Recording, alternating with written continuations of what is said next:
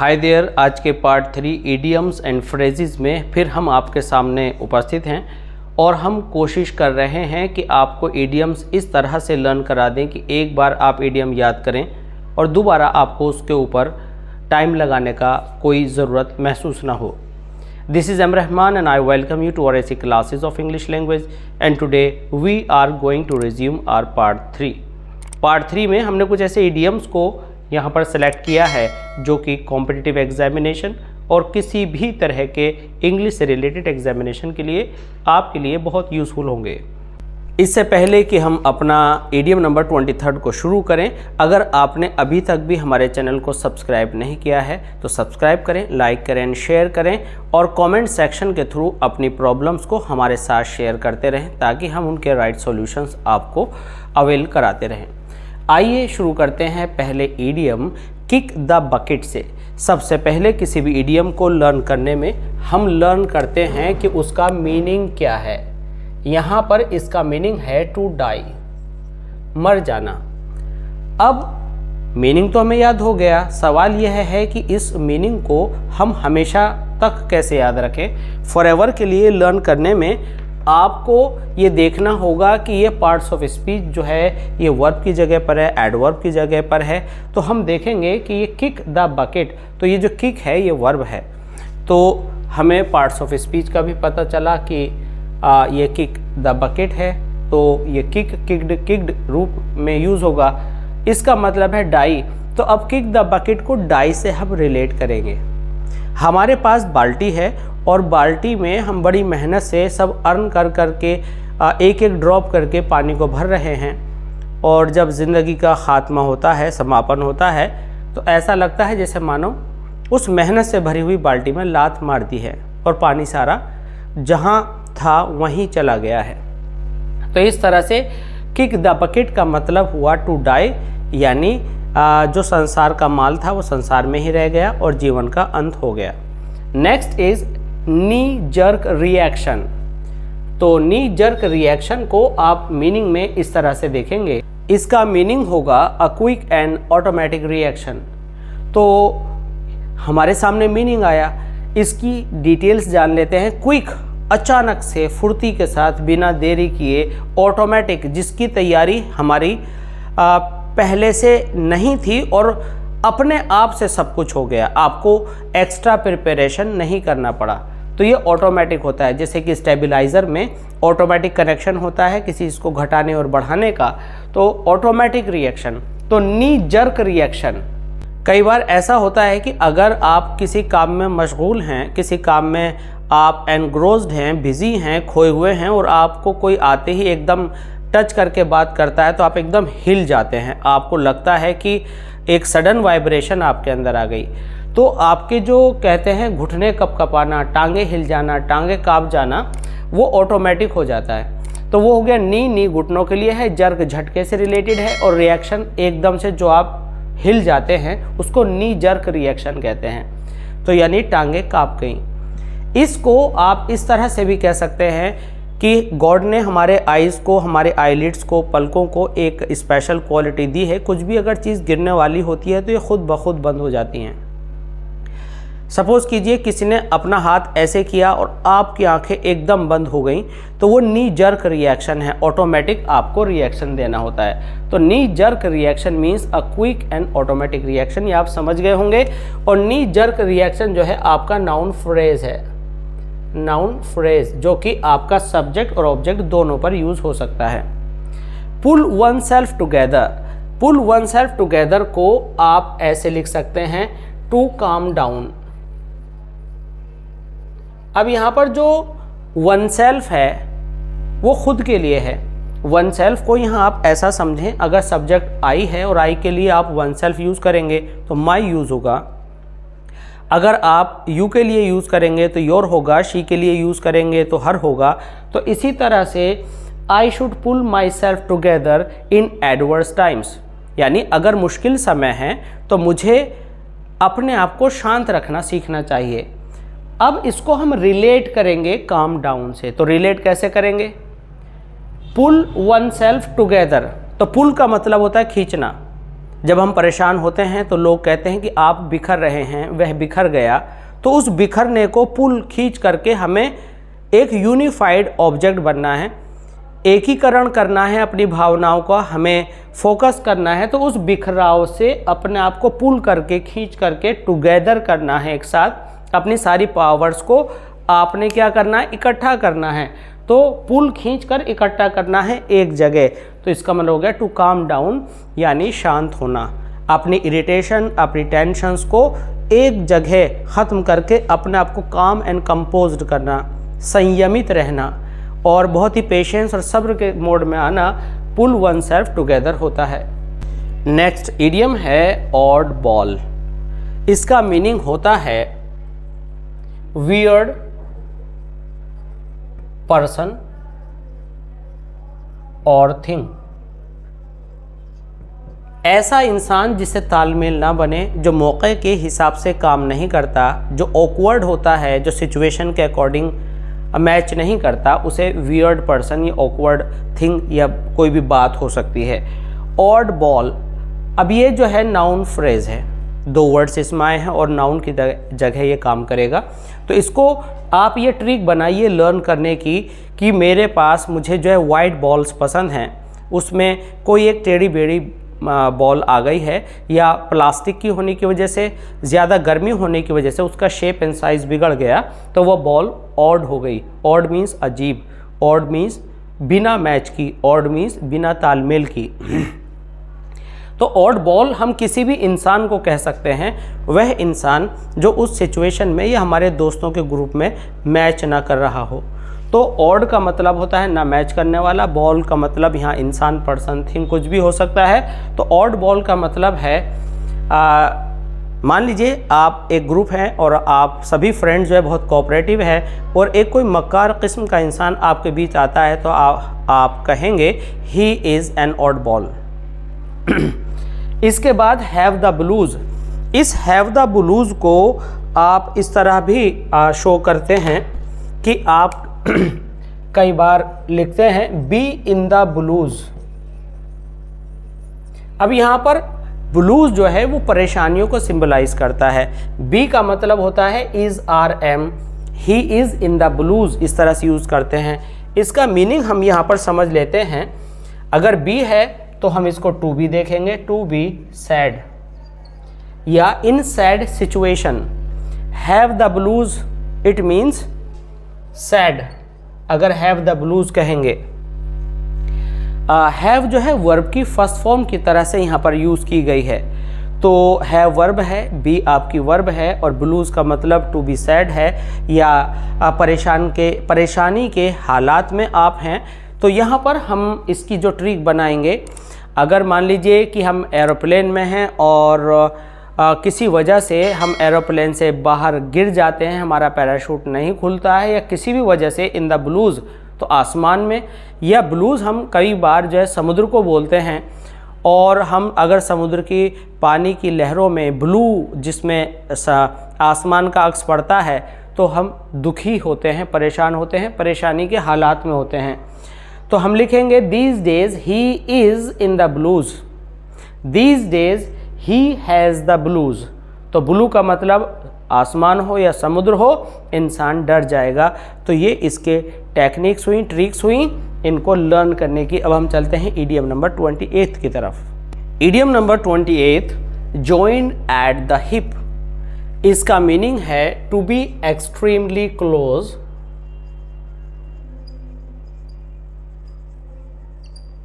Extremely means बेइंतहा, बहुत ज़्यादा, क्लोज मीन्स पास, क्लोज टू समवन, किसी के बेइंतहा नज़दीक होना, किसी के बहुत ज़्यादा समीप और निकट होना, किसी का गहरा मित्र होने के सेंस में है जॉइन एट द हिप। तो जॉइन आपको एडजेक्टिव की तरह काम करेगा, जैसे कि वो कनेक्टेड है, और ये आपको एक फ्रेज़ की तरह से काम कराएगा। और इसको आप याद करने का ट्रिक इस तरह से बना पाएंगे कि जब हम कई सारे दोस्त होते हैं तो कम जगह में भी एडजस्ट कर लेते हैं। तो हमारा जो हिप है, ये पोर्शन है, तो हम सब मिल मिल करके बैठते हैं। तो हम हिप्स पर बेस करते हैं बैठते समय, तो सब लोग बहुत एक दूसरे से सिमट कर बड़े नज़दीक टच करते हुए तो इसका मीनिंग आप इस तरह से लेंगे कि जब हम इसका मीनिंग आप इस तरह से लेंगे कि हम कई सारे फ्रेंड्स हैं, ऐसा मान लेते हैं। फ्रेंड्स हैं तो हम लोग बहुत नज़दीक हैं। अब हमें रिलेट करना है हिप से और जॉइंट से। तो जब हमारे पास जगह कम होती है तो हम बहुत ही सट कर आपस में एक दूसरे को टच करते हुए बैठ जाते हैं। तो ऐसा लगता है साइड बाय साइड सभी के जो साइड ऑफ द हिप्स हैं वो जॉइंट हो गए हों। तो joint the hips means sit together, और sit together means to be extremely close to someone. It means we are joining the hips means we are very close to each other. They are found joined at the hips means वे बहुत नज़दीक हैं। तो joining hips का मतलब हुआ पास जाना, और पास जाने का मतलब है बहुत ही नज़दीकी ताल्लुक़ और संबंध होना या दोस्ती होना। 29th elbow grease। elbow grease का मतलब होता है हार्ड वर्क। हार्ड वर्क जो कि एक नाउन है, हार्ड वर्क। अब हार्ड वर्क ये नाउन फ्रेज है, तो नाउन से नाउन को जोड़ा, तो हार्ड वर्क से कैसे रिलेट करेंगे आप?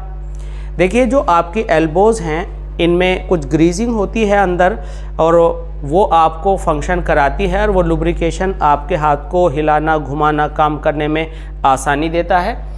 तो हार्ड वर्क यानी आपको अपनी एल्बो की ग्रीस को काम में लेना है, और आप ले रहे हैं तो आप हार्ड वर्क कर रहे हैं। तो हम कहेंगे at the base of elbow grease he got success. तो यहाँ एल्बो और ग्रीस का मतलब है हाथ की पावर, हाथ का लुब्रिकेशन। तो हार्ड वर्क आप हाथ हिलाएंगे तो होगा, इस तरह से हार्ड वर्क का सेंस यहाँ कनेक्ट होता है। Elbow room. एल्बो रूम का मतलब होता है सम पॉइंट ऑफ लीनियंसी। अगर आप इसको हिंदी में कहें तो आप कहते हैं थोड़ी सी गुंजाइश। लीनियंसी, गुंजाइश, थोड़ी सी गुंजाइश। और यहाँ पर हमें समझना होगा कि रूम जो है गुंजाइश को कहते हैं, कमरे को भी कहते हैं, लेकिन हर जगह रूम का मतलब कमरा नहीं होता। अगर कोई आपसे कहता है कि भाई क्या आप एक स्टूडेंट को और ले सकते हैं, तो हम कहेंगे no there is no room, sorry. तो नो रूम मतलब गुंजाइश नहीं है, there is no scope, there is no space for somebody और समथिंग। तो रूम, तो एल्बो रूम, तो इसका मतलब हो गया बहुत थोड़ी सी गुंजाइश। हिंदी में आप उर्दू में लिख सकते हैं। अगर मान लीजिए बहुत भीड़ है और हम हिल भी नहीं पा रहे, even we are unable to budge, हल्का सा भी नहीं हिल पा रहे हैं, तो हम कहेंगे please I need some elbow room. Elbow room, मेरे को इतनी तो जगह दे दो कि अब मैं अपनी कोहनियाँ हिला सकूं और अपने आप को सीधा कर सकूं। तो एल्बो का मतलब कोहनी, रूम मीन्स गुंजाइश, कम से कम अपना हाथ घुमाने की गुंजाइश तो करने दीजिए। तो इसका मतलब हो गया थोड़ी गुंजाइश, थोड़ी लीनियंसी, थोड़ी ढील। 40 विंग्स। 40 विंग्स का मतलब है to take a short sleep. अब ये शॉर्ट स्लीप और 40 विंग्स का क्या रिलेशन है, ये हमें समझना पड़ेगा। तो 40 विंग्स, तो इसका मतलब टू टेक तो हम अलग लेंगे, चूंकि ये नाउन है तो वर्ब तो हमें अलग से लगानी पड़ेगी। आई नीड 40 विंग्स, तो टेक अलग आ गया। मेन मीनिंग है शॉर्ट स्लीप, नाउन का, नाउन से मीनिंग निकल करके आ रहा है। तो अब 40 विंग्स को रिलेट करना है बहुत कम समय की नींद के लिए। देखिए, जब हम अपनी आईलिड्स को झपकाते हैं इस तरह से, तो ये एक विंग है, और आपने 40 विंग्स ली, यानी इतनी देर सोए, थोड़ी सी देर, इतने ही कोई काम निकला और आप जाग गए, तो आप कहेंगे कि मुझे थोड़े समय के लिए सोना है, आई नीड 40 विंग्स। यानी कि आप 40 बार पलक झपकाएं तो मैं जाग जाऊंगा। Down to earth. Down to earth का मतलब है टू मच हम्बल। हम्बल से अलग आप ये भी कह सकते हैं very sensible and understanding, considerate, दूसरों को समझने वाला, अपने आप को ऊंचा ना मानने वाला, धरती से जुड़ा रहने वाला, ज़मीन पर कदम जिसके रखे हों, जो अपने आप को बहुत ऊंचा ना मानता हो। तो ये एडजेक्टिव के रूप में आएगा, I am down to earth. He is down to earth, तो ये क्वालिटी है। तो much humble, humble means soft, विनम्र, बहुत ही पाकिज़गी वाली सॉफ्टनेस रखने वाला। तो he is down to earth. I think ये समझ में आए होंगे। अब चलते हैं कुछ नए ईडियम्स की तरफ। Idiom number 33, out of the blue. Out of the blue का मतलब आप लेंगे अनएक्सपेक्टेडली। अनएक्सपेक्टेडली मतलब कि जिसकी उम्मीद ही ना हो, अचानक से निकलकर नमूदार हो जाए, सामने आ जाए, यानी अप्रत्याशित in Hindi. Out of the blue, तो यह हुआ हमारा एडवर्ब। इसको कनेक्ट कैसे करेंगे, तो आप ये समझ लीजिए, ब्लू मीन्स आसमान या ब्लू मीन्स समुद्र, हमने बताया था। ट्रिक को ऐड करने के लिए, ये इलॉजिकल भी हो सकते हैं, इनका लॉजिकली कोई टच नहीं है, लेकिन फिर भी हमें याद कराने के लिए ये टेक्निक्स इजी करती हैं काम को। तो अगर कोई भी चीज़ समुद्र से अचानक प्रकट हो जाए, जाहिर हो जाए, या आसमान से कोई चीज़ एकदम सामने आ जाए, तो हम कहेंगे फ्रॉम नोवेयर। इसका आपसे मीनिंग लिख सकते हैं, फ्रॉम नोवेयर। नोवेयर एक वर्ड है पूरा। तो हम कहेंगे when I was running my business smoothly, I felt some problems out of the blue। तो out of the blue अचानक पता नहीं कहाँ से। shoot for the moon, जिसका मतलब होता है to aim high। to aim high means, aim high का मतलब है कि अपने टारगेट्स, अपने डिज़ायर्स इतनी ऊंची रखना कि दूसरे लोगों को नामुमकिन सा लगने लगे, असंभव सा लगने लगे। अगर मान लीजिए मैं एक बहुत ही पुअर पर्सन का सन हूँ और मुझे यूपीएससी क्रैक करना है और कहीं बड़ी पोस्ट पर जाना है, और मैं कहता हूँ I want to be an ambassador, I want to be DM, तो क्या होगा? लोग कहेंगे you are trying to shoot for the moon son, you are trying to shoot for the moon, कि तीर लेकर आप चांद को गिराने की कोशिश कर रहे हैं। तो एम हाई, शूट, फायरिंग करना, तीर चलाना, और निशाना लेकर शिकार करना मून का। तो ये क्लियर हुआ। क्राई फॉर द मून भी इसी से मिलता जुलता है। इसका मतलब है कि डिज़ायर हाई। यहाँ तो टारगेट बनाया है या ख्वाहिश है, आपकी इच्छा है कि हम बहुत ऊंची सोचें। अगर ये सपोज कर लीजिए कि आपके पास मनी नहीं है और आप बहुत अच्छा घर बनाने की सोच रहे हैं, तो you are crying for the moon, आप रो रहे हैं चांद के लिए, तो चांद तो आपके पास आएगा नहीं, ऐसा लोग मानते हैं। हार्ड वर्क करें तो बात अलग है। तो क्राई फॉर द मून, नामुमकिन को पाने की कोशिश करना। तो डिज़ायर, सॉरी स्पेलिंग इसको सही कर लें, हाई। तो डिज़ायर हाई का मतलब हुआ कि कुछ ऐसी चीज़ का जो कि इम्पॉसिबल सा लगता है। तो ये आप याद रखें। Bite the bullet, bite the bullet का मतलब यहां पर कुछ इस तरह से आप मान सकते हैं, to be in difficult situation.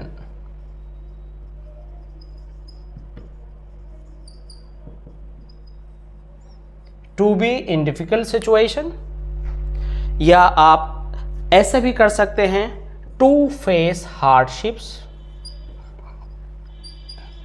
To face hardships यानी मुश्किलों का सामना करना। अगर आप बुलेट को बाइट करते हैं, किसी ने फायरिंग किया और सामने जो हीरो है मूवी में, वो बुलेट्स को जो क्या करता है, सीधा सा स्वैलो कर लेता है, मुंह में बुलेट गई और ख़त्म हो गई।